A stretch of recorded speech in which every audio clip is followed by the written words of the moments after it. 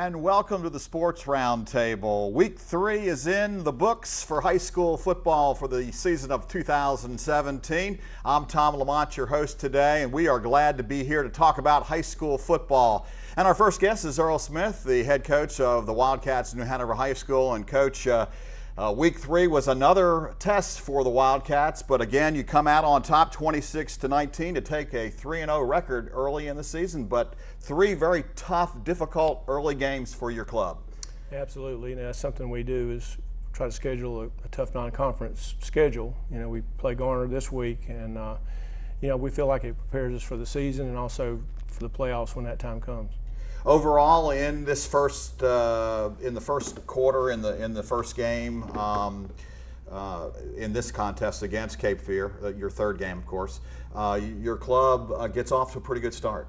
Yeah, we went into at halftime with a 19-0 lead. Defense doing a great job. Offense scoring it when they needed to, but came back out the second half and they kind of regrouped themselves, and we had 3 15-yard penalties, a block punt, and a safety that kind of turned it around for them. And then our guys showed a lot of fortitude there right at the end of the game, and we scored to go ahead and held on to it. As you look at your team after these first 3 games in the non-conference contest that you've had so far, you're thinking your club's in pretty good shape right now in terms of what you've seen? We're healthy, and this is, I think, the first play from scrimmage. Blake Walston, who was actually, he was 12 for 30 for 288 yards, hits Wiz Vaughn on a little wheel route and picks up good yardage here. Very first play of the game kind of sets the tone. And our defense continues to really dominate up front. We're young at our 2 inside guys, but they're doing a great job and doing a really good job. We're working on our film guy right now. We need to zoom in a little bit more. We'll hopefully get that right next week. Here's a great effort by Nas Brown and Josh Anderson as they pressure this quarterback who was, he led this team to the state playoffs last year in 4A. The pressure there all night that kept him just passes off a little bit. Here we come back. I think this is another defensive play with Nas Brown and defensive end Chris Taylor. Chris had a really big night at defensive end. Led our team in tackles and got our Player of the Week award. Really set the tone early with defense, I think, in that early going. Absolutely, and here we are. We're backed up on our own 1. This is the 3rd week in a row, and that we took the ball and took it downfield and scored. Here, Blake hits Freddie Taylor. Big play to get us out of there.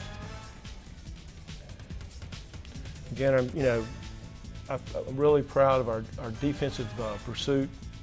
Getting everybody around the ball, reading their keys, and then again, like I said, at halftime, they held them to 0 there. Here is junior wide receiver Jalen Gore. He'd been had a tough first 2 games. He really was the only one not catching, and ended up having 2 touchdowns that were big for us. Great success with your passing attack. Yeah, Blake's doing a really good job of spreading it around. Here, free safety Francis Meehan breaks up a post route. Here's a junior running back Megan Canty, picks up a first down here for us. He had 10 carries for 68 yards. Again, that was our Chris Taylor, our defensive end, just playing that quarterback really well. The 2 guys I was talking about earlier, Garrett Turner and Brandon Cedar, do a really good job in the middle here.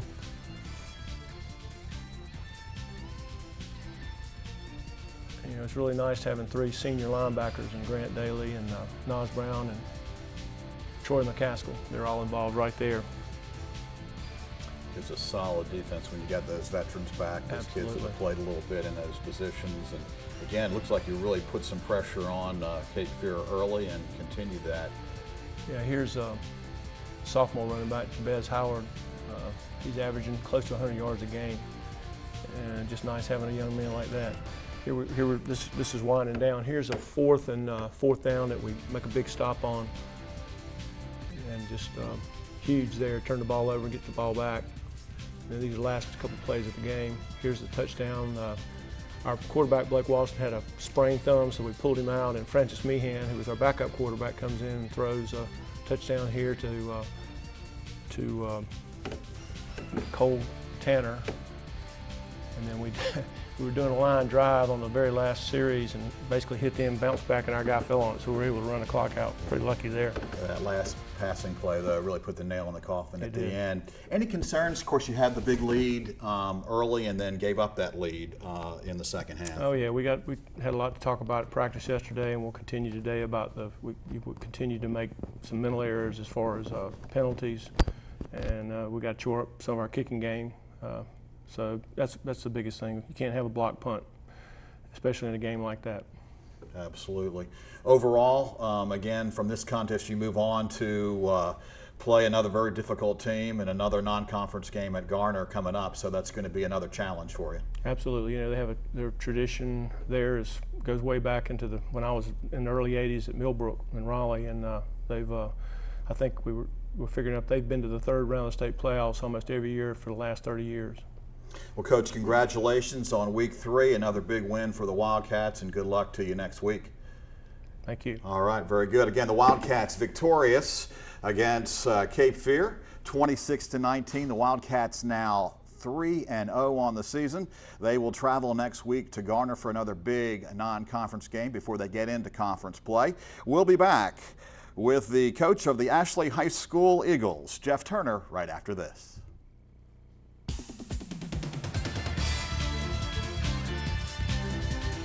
And welcome back to the Sports Roundtable. I'm Tom Lamont, your host, and we're talking high school football today. Jeff Turner, the head coach of the Ashley High School Eagles, is with us now. And Coach, of course, your team is now 2-1 on the season. Had to weather some bad weather last week, had to play on Monday. And of course, that's always a challenge, having to keep those kids back and keep them ready to go on a date they're not normally playing on a Monday night. But you come out victorious in a non-conference battle with Fairmont, 30-20 on the road. Your thoughts about that game? Yeah, it was real interesting. I mean, we went up Thursday night and got hit with a real bad lightning rainstorm, so we sat up there for about 2 hours. It took us 3.5 hours to get back. So we worked hard Friday and Saturday. I think the staff didn't like me until at least Monday because we kept them working. And then I was proud of the kids, the way they responded. They went up and they kept fighting. They were ready to play. And I think, you know, we out-conditioned, out-disciplined them. And I was proud of the kids for that. And so real happy with that. We made some mistakes that we have to clean up, but this early in the season with this bunch and a young bunch, it's to be said. Well, you're 2-1 now. Let's take a look at some of the video from your game at Fairmont. Again, a 30-20 win, and this is a game where, again, you had a little bit of delay, had to wait till Monday to play, and you're on the road, but here we go. Right here, it's a hand off to Freddie Thames, a little counter action here. Freddie just ran so hard. He had over 100 yards rushing. And just really took the offense on his back and pushed hard. Here's a safety or a defensive sack where defense had, I believe, 5 turnovers, 1 safety. So played well. We're giving the center a little hard time here. This is where they get a safety, bad snap, good pursuit, and everything. You got to be pleased with your defense coming off of your second game and bouncing back like this. Yeah, you know, that's the quarterback for them is signed, has agreed with Chapel Hill, and so he's a talented guy. Fairmont always has those athletes that can just run in space that are really tough. But good touchdown by Freddie Thames, another counter there. We have a good Aaron Lease, field goal kicker's done a great job for us. Right here, defense gets another turnover. Okay, it's hard to see, but at probably the 3rd or 4th of the game. Big turnovers, really stripping the ball, getting after it. Was really happy with him. It was hot, a little sack right there. Was this your best defensive performance so far, you think? No, I don't think. I don't know how to gauge that. I think that, you know, we're still lacking on a few things. We made a lot of mistakes, a couple long balls early that we were there but just didn't make plays. So it's a work in progress, but I like the progress that we're making. And special teams, great play on the kickoff, get him inside the 20. Another run by Freddie Thames, so he hits the corner with his speed, power, and outruns one of their fast guys. But yeah, both sides of the ball are getting better, and that's sort of what we're concentrating on. It's a process, and they're getting better. I see a lot of good things, and the thing I liked the most is the way that they dealt with adversity. We had a blocked PAT for a touchdown that brought them back within 3, and offense came on the field and just brought it right down and scored, and we put the game away. So I was proud of them, something that hadn't happened in the past. Another turnover right here, catching a turnover on the sidelines, tripping the ball. I just like their forward, just getting after it, and they played with character. We made a lot of mistakes, a lot that have to be corrected. Freddie ran extremely hard, pushing guys off right here, just keeping his feet going, working hard, and that's sort of what we're about. We're a lunchbox crew. We're not a seasoned team like some, and don't have a whole lot of experience, but we have a bunch of guys that really come and work very, very hard, and very, very happy with that right now. A lot of success with Freddie Thames. Obviously made a great move on that last video that we just saw, but you know, it's all about the offensive line though. You got to have that offensive line making some blocks. You felt good about the way you moved the ball on the ground?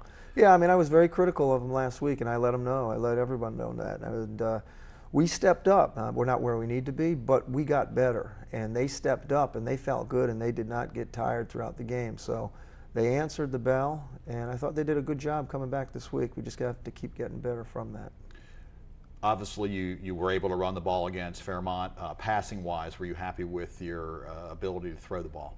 No, not at all, and that's something we need to work on with some perimeter game. And we have some guys who hadn't been in there for various reasons that we're going to get more involved, that are really fast and quick, that can present problems for some defenses. On the defensive side, again, you talk so much about the ability to strip the ball. They took advantage. The Eagles obviously took advantage of the mistakes that Fairmont said. You put a lot of pressure on a good quarterback, so you got to like the rush that your defensive line put the pressure on them. Overall, as you look at your team 3 games into the season, defensively, where do you think you are? Well, you know, we're probably not quite midway where we need to be. We have to clean up some things all around. I mean, I can't talk, you know, defense with offensive and special teams. We hit East Duplin next week, who's actually picked to win the States. They've been averaging about 60 points a game. Just beat Jacksonville. So our challenge is going to get bigger and stronger. So right now, overall, I think we have a lot of room for improvement. And if we just, you know, be coachable and pay attention, which the kids are good kids, and we may not be the biggest and fastest, but we work just as hard as everybody else. Coach, good luck against East Duplin next week. Congratulations on a victory as the Ashley High School Eagles defeat Fairmont 30-20 in week 3. They're now 2-1. Jeff Turner's been our guest, and we'll be back with more of the Sports Roundtable right after this.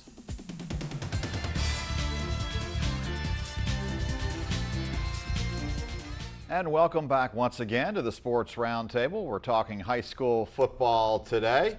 Joining me now here on the Sports Roundtable is the head coach of the Laney High School Buccaneers, Coach Ashad Yeoman. And Coach, welcome to the program. And your Laney Buccaneers had a tough week this week. Again, you also had that rain delay and had to play on Monday. Bucs dropped to 1-2, a tough loss to Jacksonville, 40-6. But the Cardinals really came in here and really played very well against your Bucs. They did. They did exactly what we saw on film. They did a great job of execution, and it was a tough game, and we knew that going in.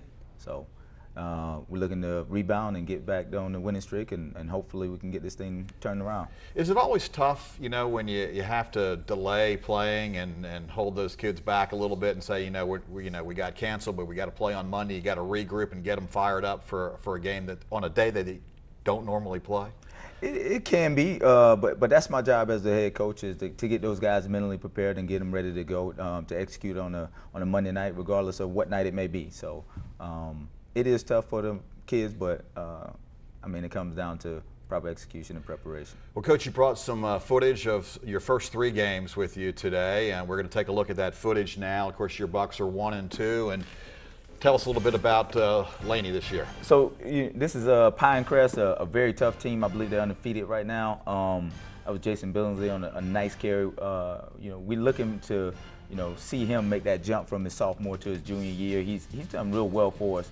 We're excited for the things that come from him.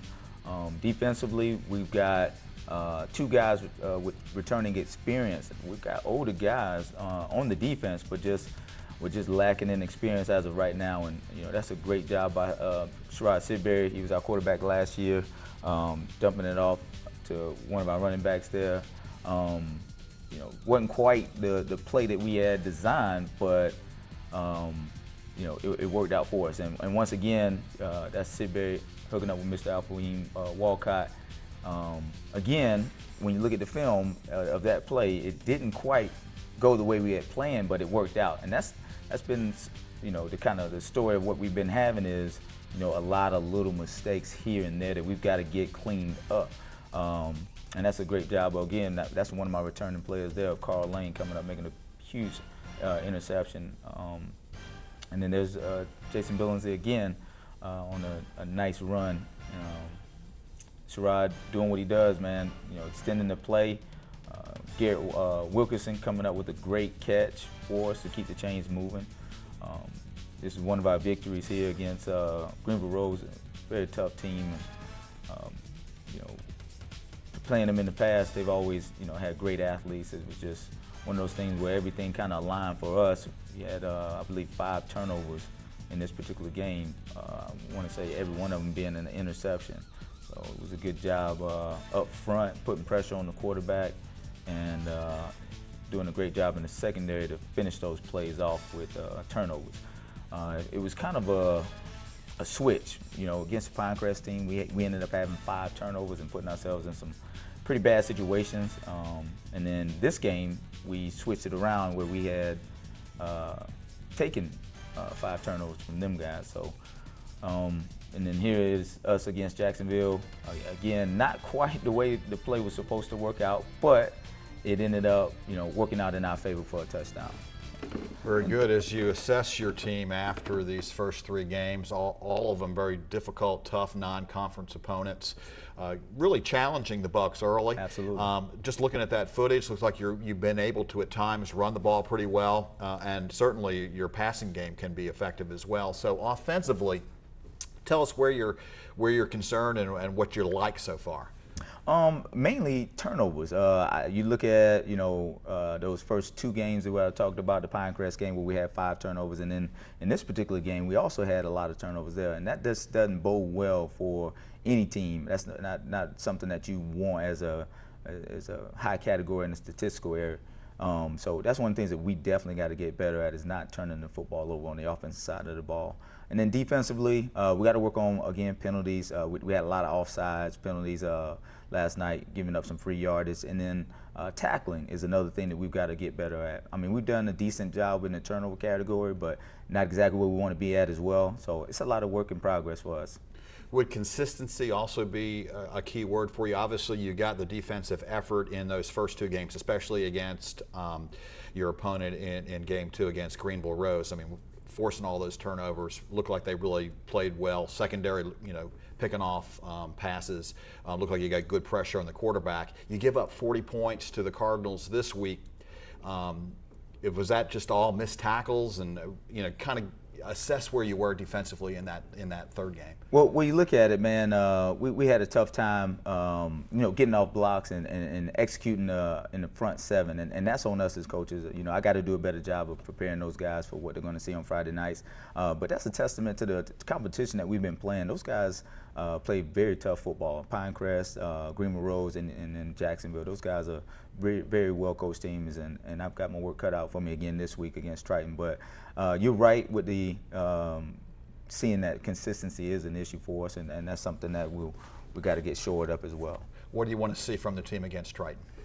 Just mental toughness and fight, because every Friday night it's going to be a tough matchup, regardless of who we're playing, and I just want to see the guys come out and play hard. All right, thank you so much, Coach Ashad Yeoman, the head coach of the Laney Buccaneers, for coming in with the Bucks now 1-2, coming off a 40-6 loss to Laney, but looking for bigger and better things against Triton in your last non-conference game as you move forward. Good luck with that. All right, we're going to come back with more of the Sports Roundtable right after this.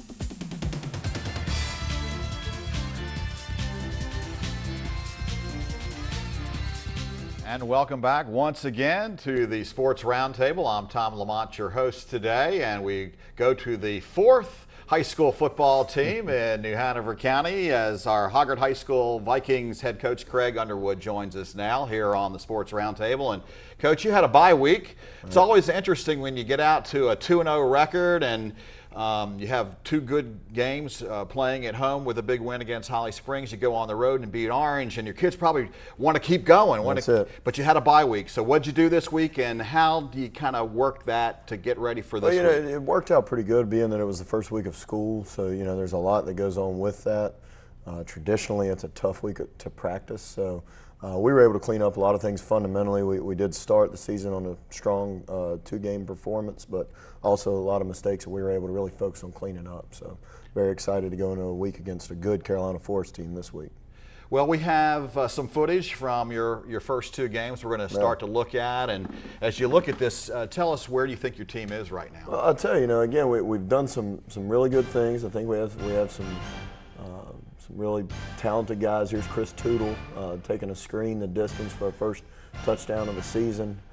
Josh Jones being back as quarterback is a tremendous help. But the offensive line really coming along. Here you see Dimitri Brown and Bill Moore and Wyatt Workman. These are three new offensive linemen all getting down and helping that screen happen. So, each position group is really invested in coming along. We've got a strong group of seniors. Here's one of them. His name's Lloyd Giroux. Big running back we have.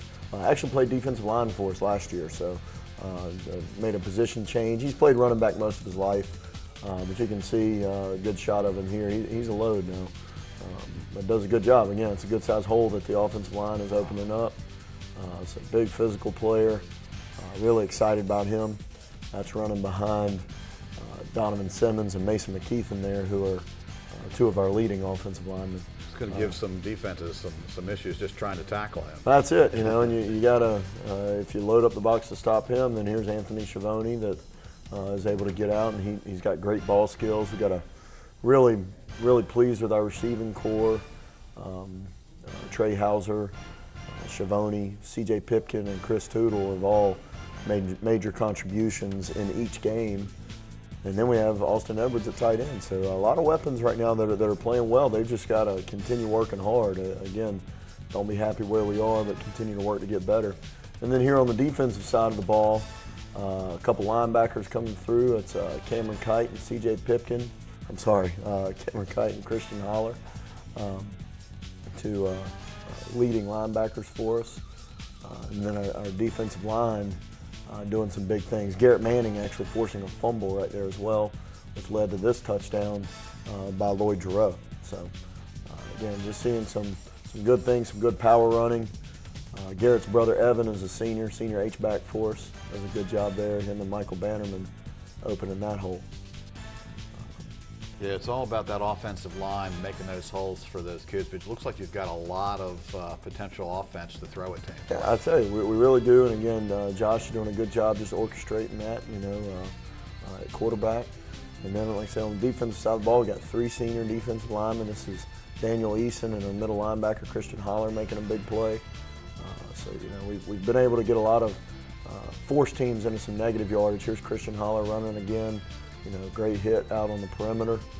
He's doing great things from the middle for us. He started every game last year, so he brings some experience to that linebacking core. If there was an area where you really think you need to work on really hard right now, is there anything that's really kind of popped up, or are you pretty pleased I'll tell you, defensively, no, there's always things to clean up.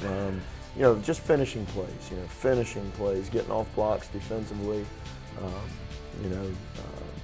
pursuit to the football can always be improved on. Tackling, we did a great job of tackling against Holly Springs. We missed some against Orange.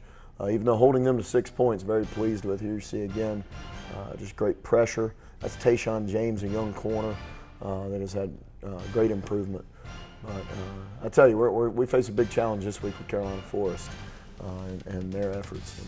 They really spread the ball well. So Now, how do you approach that game? Obviously, you know, your kids, you know, I would think about bragging rights for North Carolina playing a team from South Carolina. It's not something that every school gets to do each year. Do you look at it any differently? I'll tell you, that game and the Orange game, you know, the Orange game, that was a 3.5-hour bus ride. I mean, we kind of sell our kids, this is playoff preparation. You know, this is a playoff game. That's how you should treat it. You know, going into South Carolina against a 2-0 South Carolina team, it's a great opportunity. So our kids are excited. So as you approach coming off a bye week, getting ready for, you know, hitting against another team again instead of hitting yourselves in terms of practice, getting back into the groove. Obviously, first 2 games you got to be pleased with going up to Orange and knocking them off like you did, holding them to 6 points, a solid win at home. As you look at your 3rd game of the season, what do you want to see from your team? Of course, going on the road too. Yeah, I think it's just execution in all 3 phases of the game. We've seen good moments, bad moments on each of the phases, offense, defense, and special teams. We'd love to see just a complete game put together, great assignment football and physical football. So if we can do those things, we're going to be really, really excited Friday. Well, Coach, good luck Appreciate with your that. 3rd game. I know it was good to have a week off to kind of assess where you are, and coming off 2 straight wins was great to start out the season for the Hoggard Vikings. So again, good luck to you. Thank you so much. All right, once again, the head coach of the Hoggard High School Vikings, Craig Underwood, with us. They had a bye week this week. They're 2-0 on the season. They head to South Carolina for a big contest this week. Well, folks, this is the Sports Roundtable. I'm Tom Lamont. We thank you for watching. We'd like you to consider going out and watching high school football. Go out and support your local team, whether it's Laney, whether it's Ashley, whether it's the Hoggard Vikings or the New Hanover Wildcats. Go out and support these young men who are doing a fine job here in New Hanover County. We look forward to seeing you next week, of course, here on the Sports Roundtable. I'm Tom Lamont.